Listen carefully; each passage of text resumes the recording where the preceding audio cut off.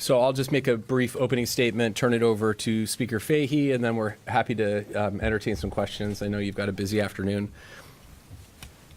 In terms of this legislative session, I'm truly proud of the work we were able to accomplish on behalf of Oregonians this legislative session. We built a very strong budget that preserves critical services despite severe federal cuts. We made Oregon more affordable for working families and passed legislation to protect Oregon values from an overreaching federal administration. This session was built on bipartisan communication and compromise. Some bills we liked, of course, were lost along the way, but we continue to work together for the betterment of all four corners of Oregon. I'll turn it over to the Speaker. Hello, everyone. So 5 weeks ago, we laid out an agenda for this short session that was, to put it mildly, very ambitious, particularly for a short session. And today I'm pleased to say that I think we accomplished everything we set out to do and more, far more than any of us thought was possible at the beginning of February. We approached the session knowing that there were a few key things that we needed to do: address affordability and economic development, insulate Oregon from the blatant overreaches we were seeing from the federal government, and rebalance a budget that had an almost $900 million hole blown in it last year by the federal budget. In just 5 weeks, we passed legislation that delivered on every single one of those goals. And I'm here today incredibly proud of the work we were able to accomplish to make Oregon stronger, and I'm looking forward to your questions. Thank you. Speaker, I guess I'm interested. You just said you surpassed expectations far above what you thought you could accomplish. Give me an example, because I think a lot of the things you did, you guys were talking about earlier in the session. So what were the things that surprised you, I guess, that you got across the finish line? I think when we look at the very long list of things we were able to accomplish, we knew we were going to have a federal overreach agenda, making sure we were insulating our state from the federal, what's happening at the federal level. We passed more of that agenda than I thought was possible in a short session. They're very thorny technical legal issues anytime we're talking about the federal government, and I think we worked through those issues and we're able to get legislation that can both have an effect on the ground and will stand up to legal challenges in court. We were able to land the plane on recreational liability, Senate Bill 1517. Up until the very last minute, negotiations were occurring to try and get all the legislators in this building to agree. And so if you had asked me 2 weeks ago if I thought we were going to land that plane, I'm not sure I would have said yes. And so it really was an example of people staying at the table, sticking to it, and getting something that I think will make a big difference for businesses in the state. Lauren?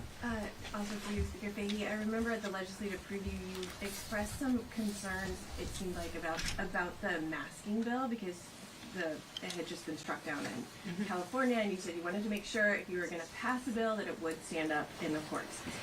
So presumably, your placeholder bill wasn't used.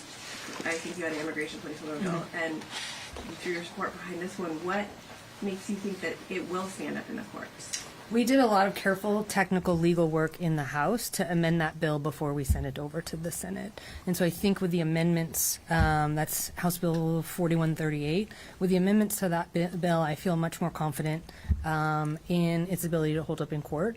And actually the California ruling was instructive for us that, yes, that bill was thrown out in court, but the court ruling fairly laid out, here's what we would need to see for this to be able to stand up in court. And so we were actually able to take a look at that and amend the bill to make it so that it both will stand up in court and actually make a difference on the ground. By expanding it to all levels of law enforcement. Right, and working with local law enforcement to make sure that the law worked for them.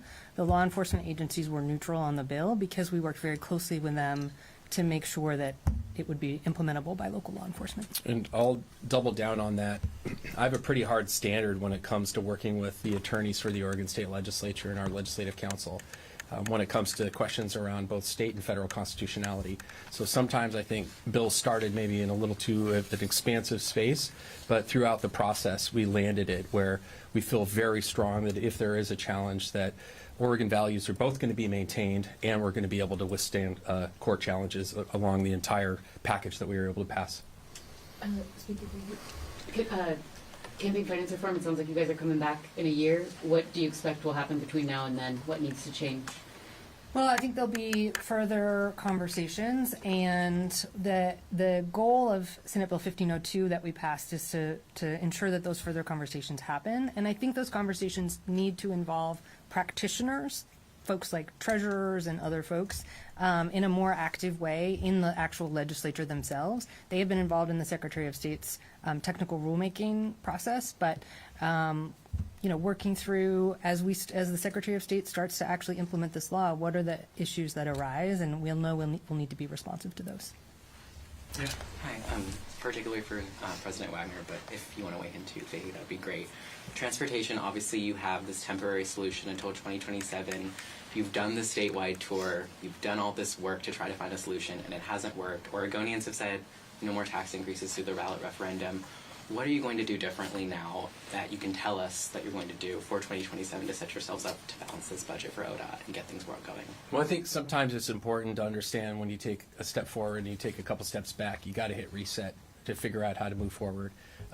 It starts with what we were able to do, and if you saw Senator Starr's comments on the floor today about the work that we did in order to get through and balance the transportation budget. Everyone gave a little bit to be able to land the plane in that space, but we absolutely need to get everybody around the table to figure out if there are additional places we can go.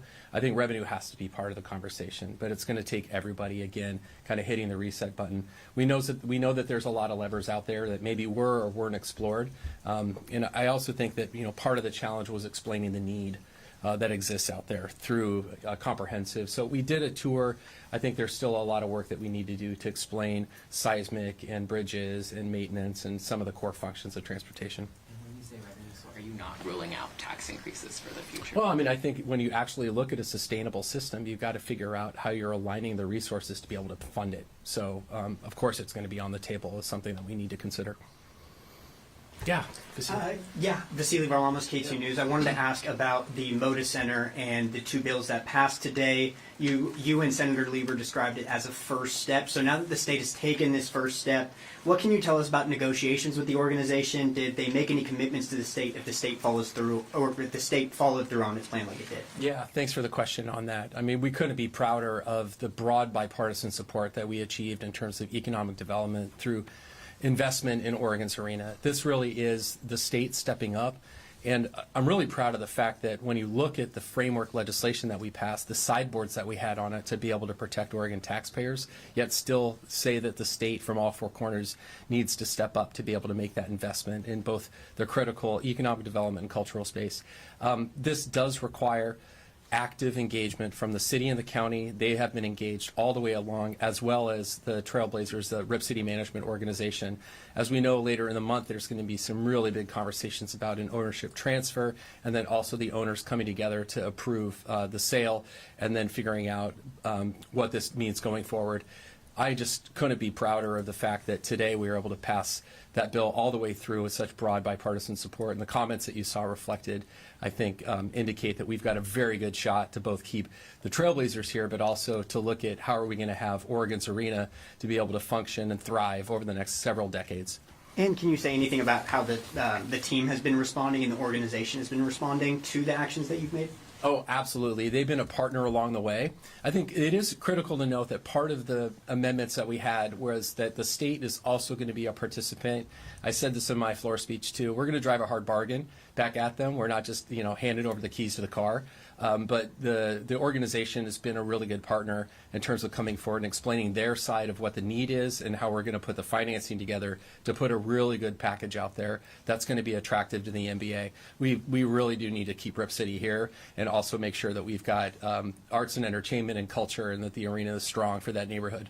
Thank you. Of course. Can I just follow up on that really quick? So, Yeah, of course. Do you expect the Blazers to pay any amount for this renovation beyond cost overages, which is laid out in the bill? I mean, we just haven't gotten any clarity on really where they're at. Yeah, well, I mean, I think it's pretty explicit in the legislation about what it looks like in terms of sequestration. I mean, everything's really spelled out in the legislation. So I think that there's definitely going to be some additional negotiation that happens.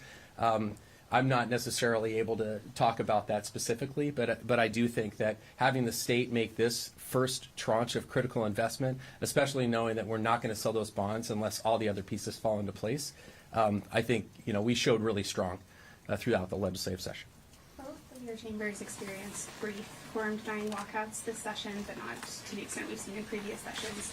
Is there anything that you gave up that were priorities to ensure that you could finish this session? You want to take it? I'm happy to comment, but if you want to take No, first yeah, shot. go Oh, ahead. yeah. No, I mean, I think more what it was about was honest communication. And so there might have been a little bit of confusion about, what's, kind of what's going on. But really, it was just our ability to come together. I think the four of us as leaders being able to have really good communication and understand that it's important to put those values out there and see where you can come together. I think the biggest conversation probably, and we know in a short session, just the way that it was set up, was understanding that the budget is a moral document and understanding that, there are investments in different sections of the state. And I know the speaker and I have often talked about how, I don't want to put words in your mouth, but, being from the Central Valley, I think is a different lived experience than folks who are from the broader Portland metropolitan area. So coming together around the budget and knowing that Southern Oregon University or that there are critical investments in rural water, I think the creative approach to what we did with county fairs at the end of the legislative session, that was definitely all of us coming together through the Ways and Means process as well to understand that critical investments need to happen everywhere in the state, and it's not just a strategic investment in the metro area. Yeah, I would echo that point. I think the conversations around budget, we do know that Portland is incredibly important to Oregon's economy and that it's been struggling. And, the House and Senate Republicans want to make sure that we are also focusing our budget investments from a bonding perspective and from the budget perspective on the rest of the state as well. And that's a goal that I personally share because I'm not from the metro area. And so sitting in the room with sometimes the Senate Republican budget chair and I are the ones saying we need to make sure that we have a balanced allocation here. And I am very proud. I think we accomplished that. And that is part of the conversations we've had with the Republicans about what are they hoping to get out of the session, both from a policy perspective. There were a number of Republican bills that passed all the way through the cycle or all the way through the chambers. Bay Area Hospital, Representative Wright was very supportive of that. Representative Edwards, I just congratulated her on her swatting bill that passed. But the budget conversations are a big part of how we manage the dynamics with our colleagues as well. Yeah, and I said this today as well. There are two tensions I think that always exist within a state like Oregon, that you've got an urban-rural divide conversation and you've got local control. And I'll give a perfect example of the debate that we had on the floor around farm stores. And so you really had some really robust change in ideological positions, but everyone was able to educate each other. I honestly think people from more metro area were really listening to what it meant to and how important it was to our rural farmers to be able to have farm stores. And so that was a perfect example. I don't think I came into the legislative session knowing what a huge priority that was going to be for our Republican partners. So I was really proud of the bipartisanship that happened with that bill. Time for one more. Yeah. Speaker Fahey, you named affordability as your top priority for what you said you wanted to get done and did get done. What are the strongest examples you would cite of? I think the two that I would say most strongly are the increase in the earned income tax credit. It was the largest increase in Oregon history, and that's a tax credit that puts money directly into the pockets of working Oregonians, low and moderate income folks. And so that was a really key measure that I was proud to support as a part of Senate Bill 1507. We had a number of policy bills too. I would point to the predatory lending bill, which I think was 4116, if I'm not mistaken. It was. That bill will help prevent folks from charging 100, 200% interest rates. There was a loophole in our lending laws that was, and so it will help, protect consumers from those type of interest rates. There was a slew of consumer protection packet measures around ticket sales and other things as well, but those are probably the two marquee pieces I would point to. Speaker Fahey, really quick, earlier in the session there were some discussions about the House rule on campaign contributions. Last week you sent Representative Deal a letter of correction for violating that rule. Will you be issuing those same letters to the other representatives who have also broken that rule, and will you be following up with Deal, who has not refunded and has continued to collect contributions? Well, just to take a step back, I would say that the chamber rules are rules that we all have collectively agreed to operate under. We don't have an enforcing body, going out and checking people's campaign finance disclosures or anything like that. And so Representative Deal's contributions were pretty widely reported in the media. And so that we felt like we needed to take action, similar to what was done when Representative Bueller some years ago violated that rule. That rule has been in place for 15, 20 years in this building, and we have all agreed to operate by it. Our enforcement mechanism for our rules is that we hold each other accountable.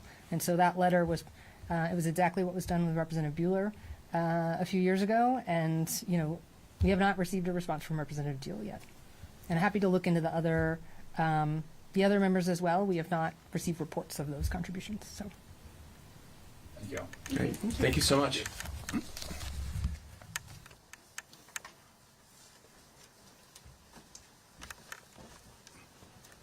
Wait, comment on Bruce's shoes, because he hooked me up. We got interviewed by Ken Body at the beginning of the session. We were all looking at his shoes, so I brought Starr shoes. Thank you, everybody.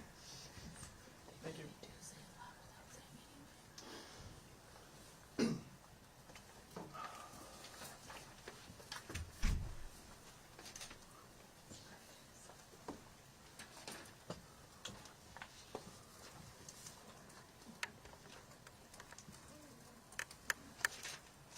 Good evening. Just going? Yeah, go ahead, you say. Well, thank you. Lucetta Elmer, House Republican leader. So thankful to be done. I think that I can't speak for Leader Starr, but my mind is a little fried right now, just getting through this very incredibly long, short session. But 5 weeks in the books, and we sine died. So congrats. This session was a lot, and we came into it with the idea of being very fiscally minded. We knew that we didn't have a lot of money in the state budget, and so my members were told to not make a lot of large asks because we had a lot of things before us when it came to balancing the budget. And we also knew that we were going to need to be on our toes for things that the governing party was throwing our way. And I think that I can stand here today and say the thing I'm most proud of is that the Republicans stood strong and we stood united as a caucus. That in my 4 short years here, I haven't seen us do that as well as we did this short session. And I'm incredibly grateful for my team, my caucus members, and how we handled all of the stuff that was thrown at us. Every single week felt like 5 years. And we had to be able to take it and govern, elevate the minority voice in a way to help govern for all of the Oregonians. And we did that continuously for the last 5 weeks. And at the end of that, we were able to get some things across the finish line. Representative Mannix was able to get his bill across, Chris Steele's law, which is House Bill 4045, and it protects victims of stalking and domestic violence. Representative Edwards got House Bill 4151 across the finish line, which is increases the penalties for swatting. Representative Boomer Wright, if you were following on the House floor at all yesterday, we had very long, robust conversation about his House Bill 4075, saving the Bay Area Hospital, and that passed, I believe, by 1 vote today in the Senate. Yeah. We were able to, with all of these, obviously with the help of the Senate, but House Bill 4145 was the gun bill, and we were able to get that amended down to just kicking out the deadline. So very excited about that. Let's see, the Senate bills I'll let you talk about, but again, there was a big focus this session with the Democrats wanting to definitely oppose the federal administration, and that was something that we navigated as well because we really wanted to make sure that we were protecting affordability right here in Oregon, and that was our #1 goal as we came into the session, and that's the #1 goal we've heard from our citizens here in Oregon is how it's not affordable in this state, and so we really wanted to be able to elevate that and pass legislation that would help the everyday Oregonian just be able to afford their groceries, buy gas, buy a home. So that's where we continue to try to pivot the conversation to. I'll let you. Thank you. Go for it. Yeah, I'm Bruce Starr, the Senate Republican leader. So if you look at, I think some of the larger things that occurred in this session, they wouldn't have happened without Republicans engaging and weighing in on those issues. the governor's, I think, #1 economic development bill would not have passed the Senate floor today except for the Republican votes that carried that bill, which is, I think, telling when Republicans are looking at economic growth and economic development. I stood with Leader Elmer and the majority leaders in Portland, or I sat actually, I guess, in Portland during the economic summit and suggested if the majority party was interested in cutting taxes or reducing regulations, they'd find partners on the Republican side of the aisle. And where they did some of that, and it was very much around the edges, they did find partners in the Republican side of the aisle. Where they attempted to raise taxes or successfully raise taxes, the federal disconnect, they found Republicans opposing that and really standing up for Oregonians, much like we did last year, as we did in the fall with the referendum. We believe that Republicans stand with Oregonians and with Oregon taxpayers. The majority, if you look at a significant amount of the bills that they passed, double down on just more government, and creating new programs, and more of the same basically is what you got from the majority party. At the same time, we did find some success as we work to represent the 75% of the land mass of the state of Oregon, that is the Senate Republican caucus. While there was bipartisan support for the Moda Center for the Blazers, there was also strong support for investments in rural Oregon. And I have a map that demonstrates where some of those investments occurred around the state. And it's significant investment. If we're going to invest in Portland and helping to revive the economic situation in the city of Portland, I think it's important to recognize that a lot of rural Oregon is suffering as well. And the needs for infrastructure in rural Oregon is real, as our small towns and counties need those resources.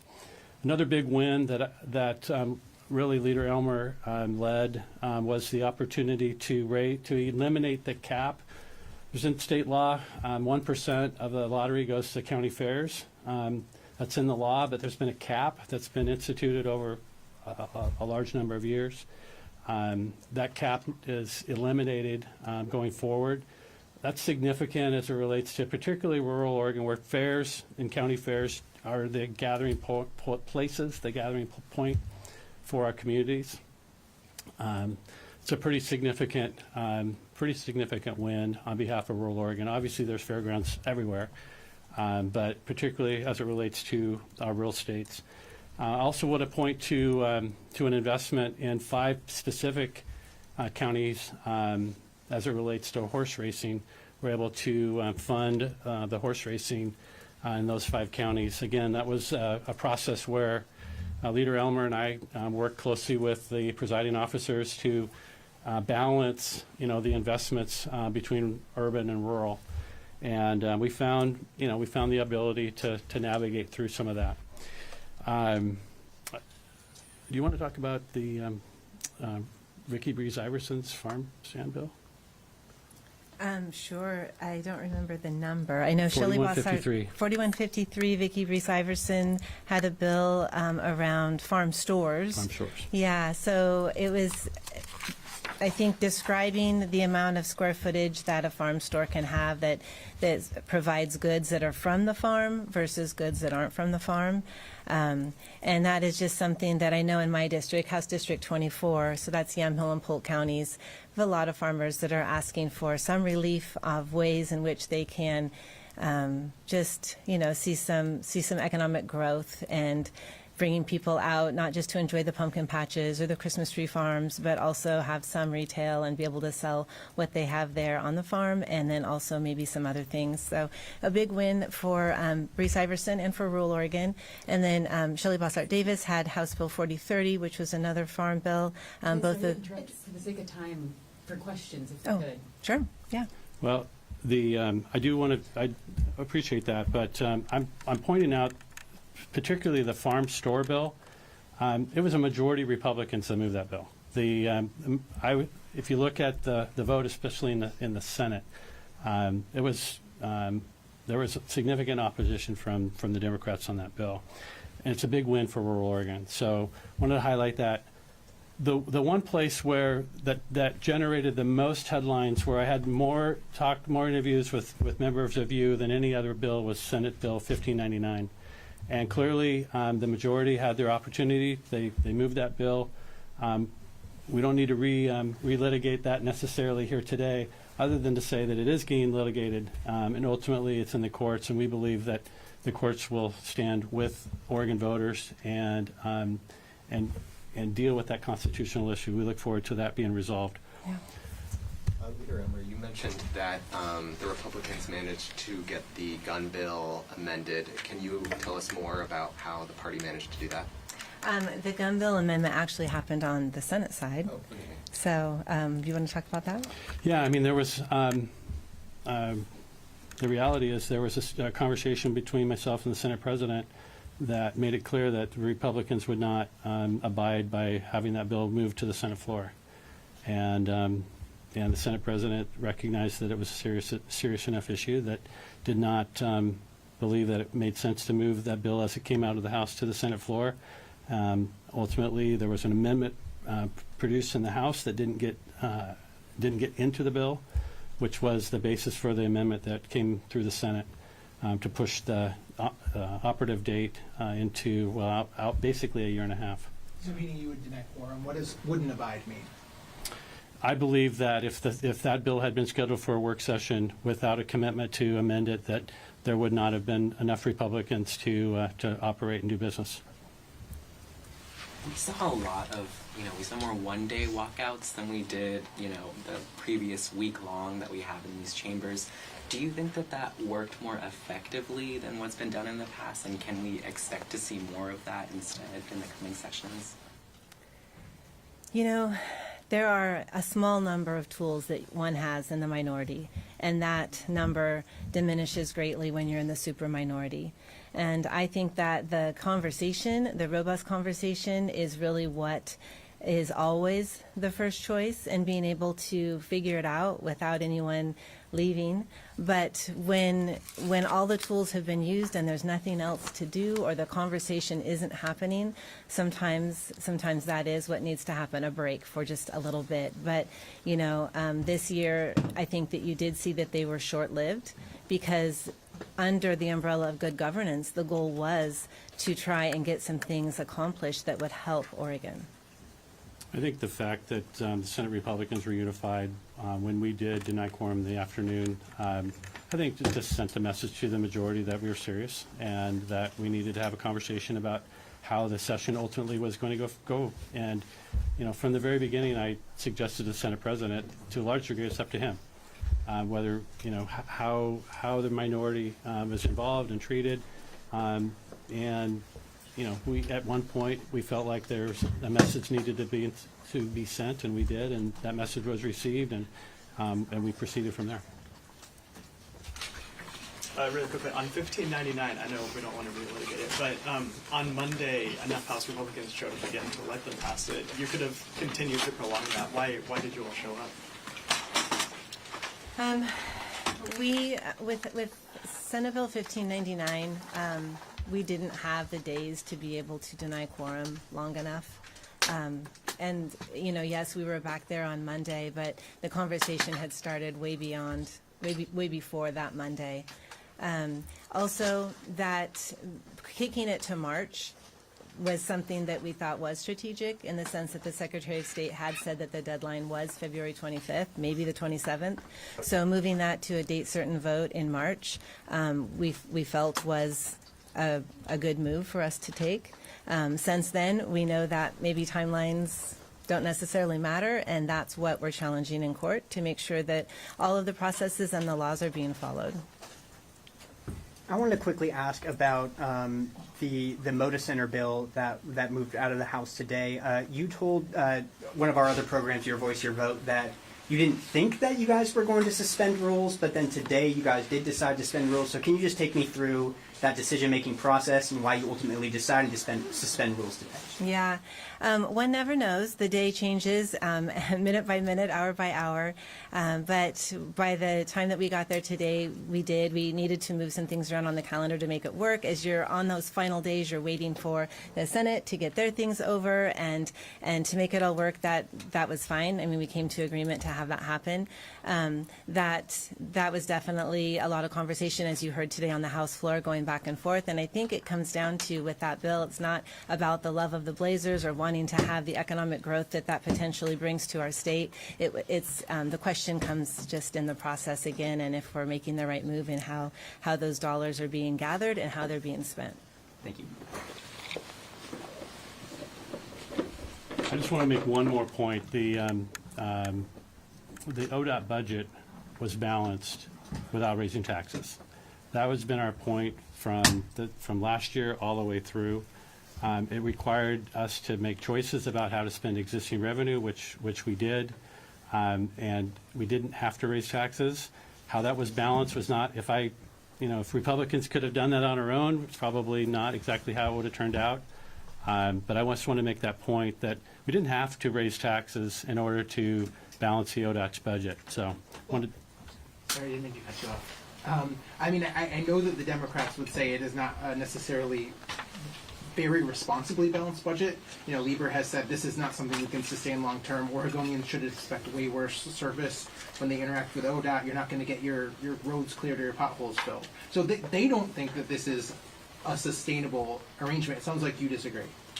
yeah, so the reality is that the snow, well, we didn't have much snow this year, but the snow that we did have did get plowed. We did fund maintenance and preservation, and we took money from other places in the budget. That's what we said the whole time, is we need to take dollars and prioritize them to the core functions. Maintenance and preservation were core functions. Department of Motor Vehicles, core function. That's where most Oregonians engage with government. If they're engaging with government at all, that's the place they are. And so those are the places where we invested.